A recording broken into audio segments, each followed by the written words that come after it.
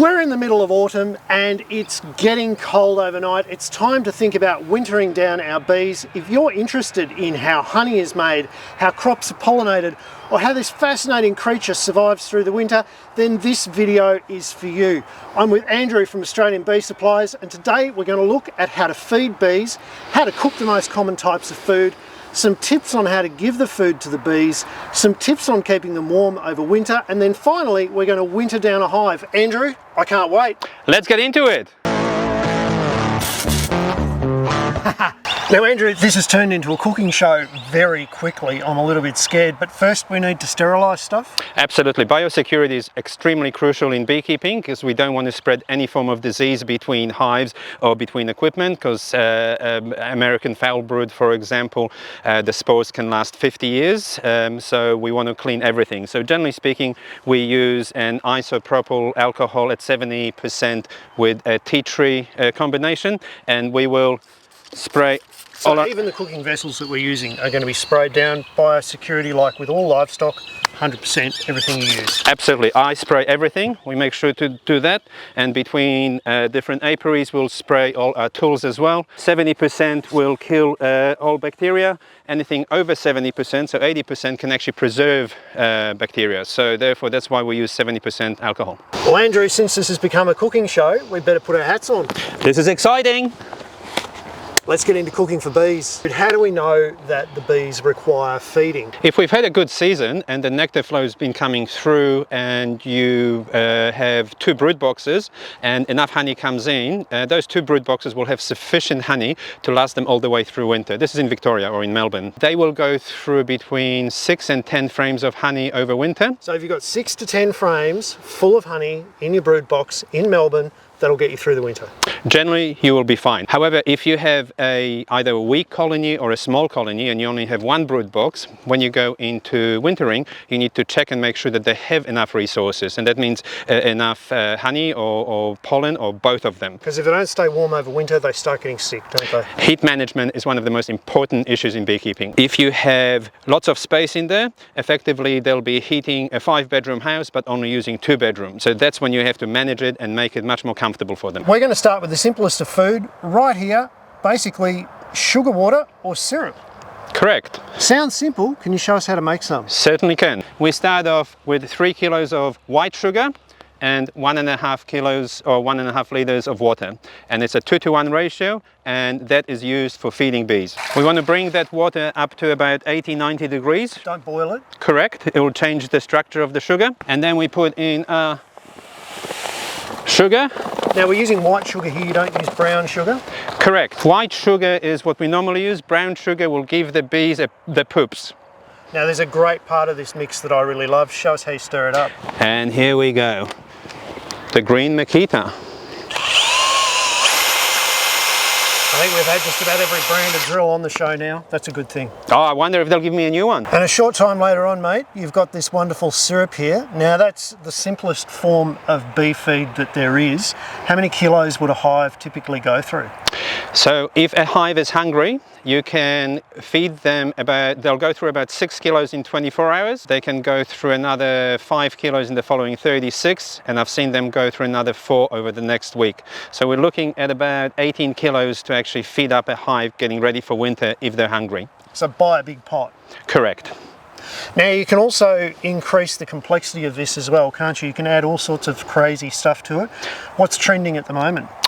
What's trending and what's good are different. We have a kelp extract from King Island, which we can add, and we also have a probiotic, and we pop it in there and mix it together, and that will actually help the queen actually have much better strength and be able to lay better eggs once we come into spring. So your brood performance will improve if you add the probiotics and the kelp to your sugar mix? 40 to 60% easily. Now you sell that? People can make it themselves? Of course we can. We sell it. It's a specific one that we get from King Island, but you can use other kelp mixtures which help. Ours is designed specifically for it. We've been working on it for about 3 years to get it down packed. Well, let's go and do a quick hive inspection now. We'll suit up, we'll go and do a hive inspection. We'll find out if it needs to be fed. You'll tell us all about that. And then we'll come back and we'll start talking about solid food. Sounds good. There we go. We can close it off. All right, Andrew, so we've got to do our hive inspection before the start of winter, don't we? And yes. You're looking for a few key things. Now, this is a 3-box hive. You've got your super on top of your 2 brood boxes. What are you looking for, mate, when you go through this hive, and what are the signals that you should be adding some feed to this? So the first thing is Anzac Day is called pack down day. So this is where we pack in Victoria. So we pack down our honey supers. So we take those off and make sure there's enough food and enough stores in the brood boxes or brood box for the girls to be able to make it through winter. And for those viewers in the United States, Anzac Day is the middle of autumn, and it's when you have those lovely sunny days and cold nights. What we're looking for is we'll be able to harvest some honey if it's available, so if it's fully capped. Some of the honey, if it isn't capped, we'll be able to move it down into the brood box so the girls can use it. The girls will go through between 6 and 10 frames of honey over winter, so it's a good idea to give them their own honey. Again, isopropyl alcohol, this is our special mix, which will clean this up. This also has a mixture in it which will actually detract the girls from actually stinging you on your hands. So it's very useful. If you don't want to use gloves, you can do it barehanded.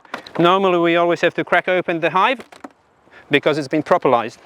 So in this instance we have what's called a propolis collector, which is this thing. We pull that off, we'll pop it down here, and we have a look at what's happening. I'll normally give them a couple of puffs of smoke just to say hello, and let's see what's happening. So we're not going to go through a thorough inspection, but I can tell that the first frame is empty, so it's fully drawn, but there's no stocks in it, so no honey. So they've taken their foundation and they've drawn it out, so it's ready for putting in either babies or honey. In a honey super it will always be honey. And once we go to the center frames, which are normally the most honey full, oh my god, that is beautiful. Look at that. That is a fully capped frame. So this is 6 to 8 of those to leave in the hive for winter. Effectively. So this is a fully drawn and capped frame. This could be harvested and it could be used for honey, but I know that the stores are starting to become a little bit poor at the moment. We'll probably pop that back into the brood boxes. Next one, nothing.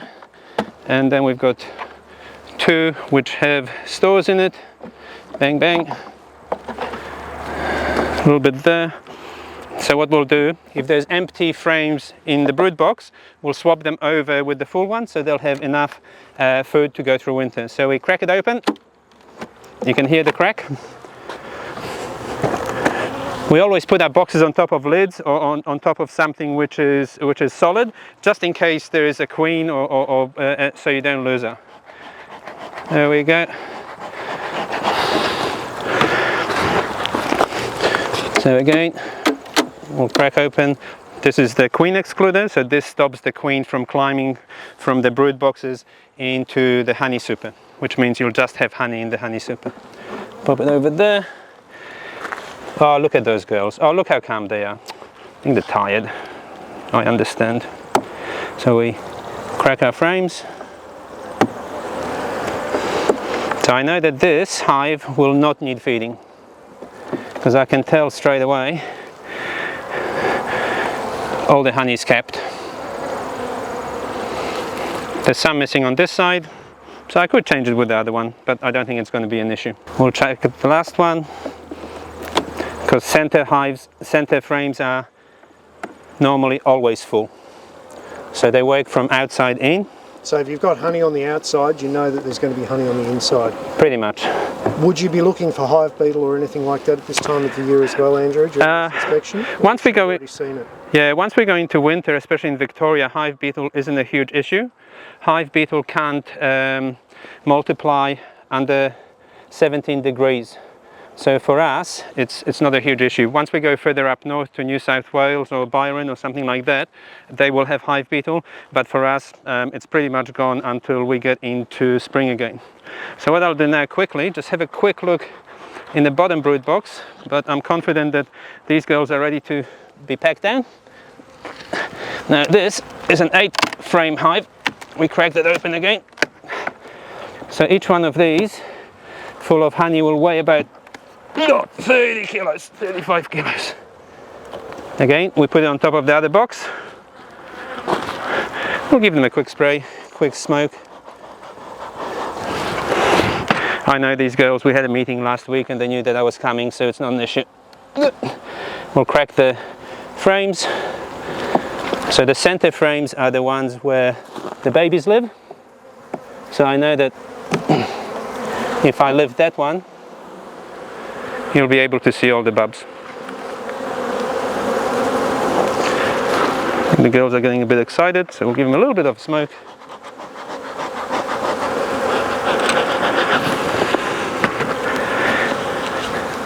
And we'll get them back in and ready to go. There we go. I do get a little bit of a sting. See? So you do get stung. It's normal. Now pop them back in. You get a little bit upset if someone was walking into your house like this as well. We'll put on that second brood box. We'll put it on an angle so we don't kill any bees. And then we'll put on the queen excluder on top, because otherwise we'll forget where we put it.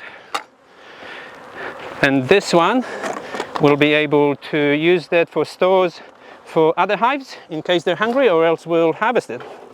And we'll pop the propolis collector on. Ah, look at this, a little cockroach. Cockroaches in beehives are a good thing.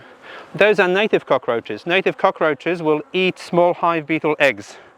So they are absolute winners. They're not German cockroaches, not the ones that you have in your kitchen. They are native and they're winners, and the girls will allow them to live inside the hive because they're helpful. So if a beehive is full and is fully resourced, that's what wintering is about.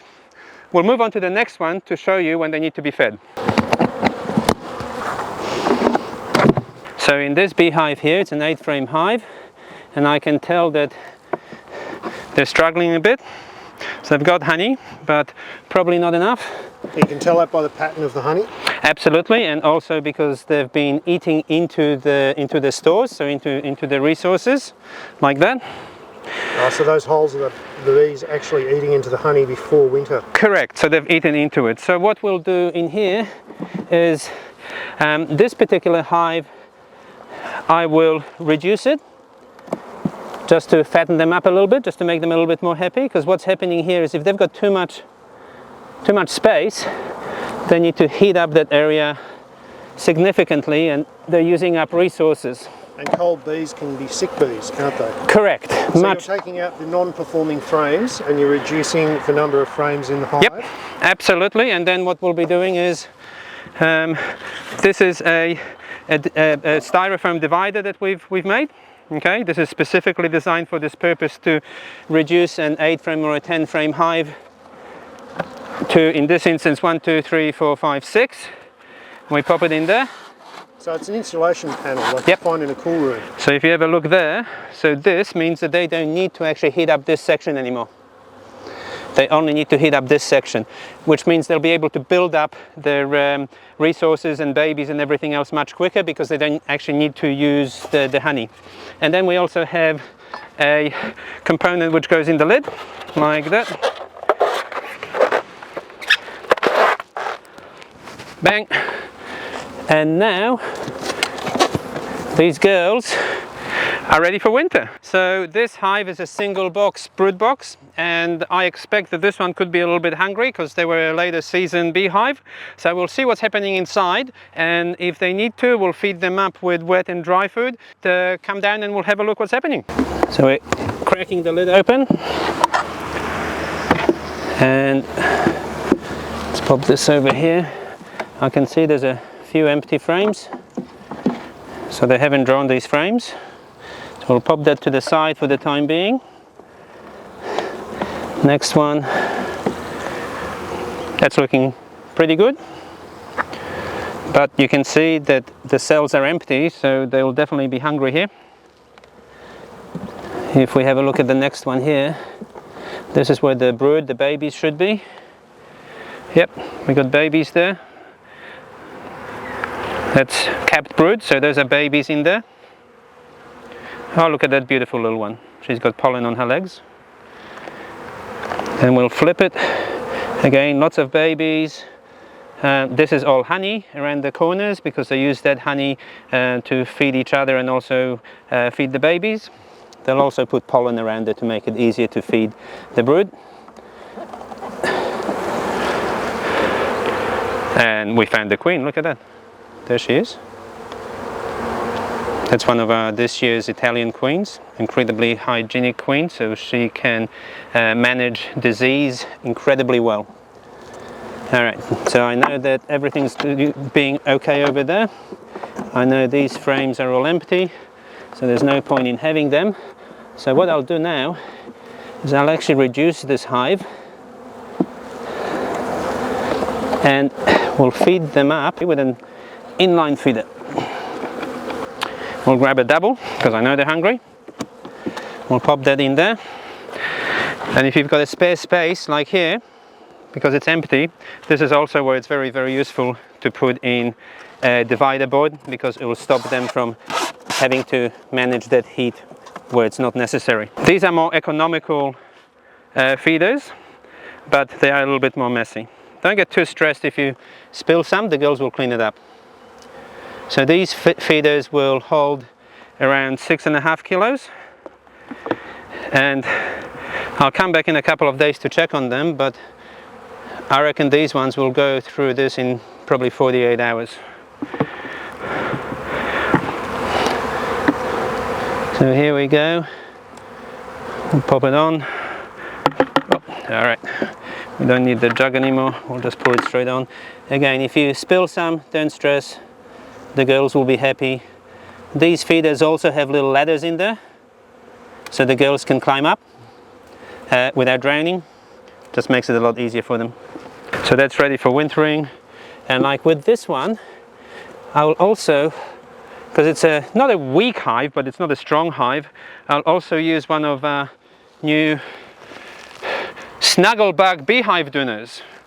These are prototypes which will be available in 2 weeks. There we go, and it just slides straight on. And we've got these in 2 versions, a 10mm bubble insulation, and there's 3mm.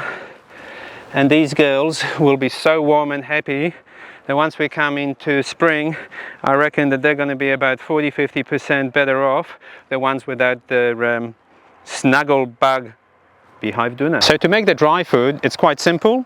You just combine the ingredients and mix them. We start off with 1 kilo of soy protein, 250 grams of brewer's yeast, not activated, and 50 grams of skim milk, 25 grams of sugar, powdered sugar, 25 grams of irradiated pollen, and 2.5 grams of pure carbon. And then we just mix it together like that. And we also have an attractant pheromone which will make the bees more excited to actually eat this stuff. Mixy, mixy, mixy. And this is our pollen supplement, which is ready to feed to the bees. If there's a dearth on, this will help them out with carbohydrates, and they'll be able to feed the babies much easier. Now I noticed, Andrew, when you were mixing up this dry mix, you used irradiated pollen. Now our friends that knit jumpers out of nasal hair might be a little bit concerned about using irradiated materials. Pollen used for feeding back to bees needs to be gamma irradiated, it's by law, so it stops any form of disease, so it destroys any possibility of American foulbrood, and it just makes it purer. For humans, it doesn't matter. For bees, it does matter. Do we need to talk? Oh, it might be a little bit of an issue. This is called a patty. So it is a combination of dry food and syrup and wet, and it makes a patty which we can put under the lid so the girls can eat it through winter, and it is drier. That supercharges your hive because it's got both carbohydrate and protein. Exactly, and multivitamins and all the other good stuff. And if they're going into spring, this will allow the queen to lay better with bigger numbers of eggs. So you better show us how to make this one. Absolutely. Okay, to make up the patties is quite simple. We need a container. We have 1 kilo of dry master protein, which is the dry stuff. We pop that in there. We have 1 kilo of wet master carb, which we pour in there. This has the beautiful probiotics and the King Island kelp, which is absolutely fantastic. And now we stir it. I've got a magical stick, and we'll spray that with isopropyl alcohol to sterilize it. And then we just keep mixing until it is a beautiful, beautiful thickness and brick. All right, I need to put some more in.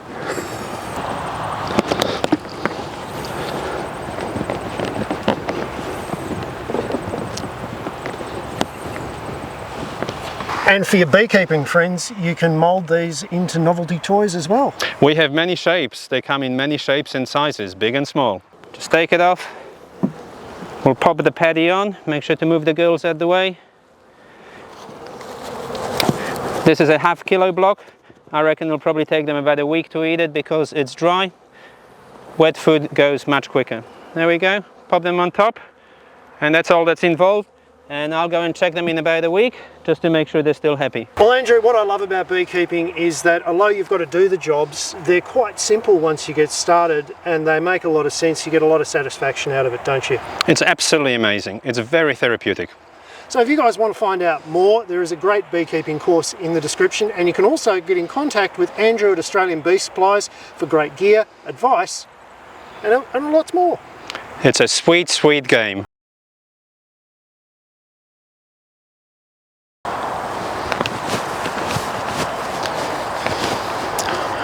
Now that's wet food and dry food taken care of, but Andrew, do we need to talk? Oh, it might be a little bit of an issue.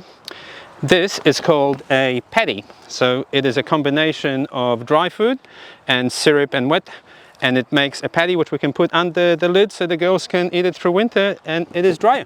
That supercharges your hive because it's got both carbohydrate and protein. Exactly, and multivitamins and all the other good stuff. And if they're going into spring, this will allow the queen to lay better with bigger numbers of eggs. So you better show us how to make this one. Absolutely. We need to make some really sus stuff. Piece of cake.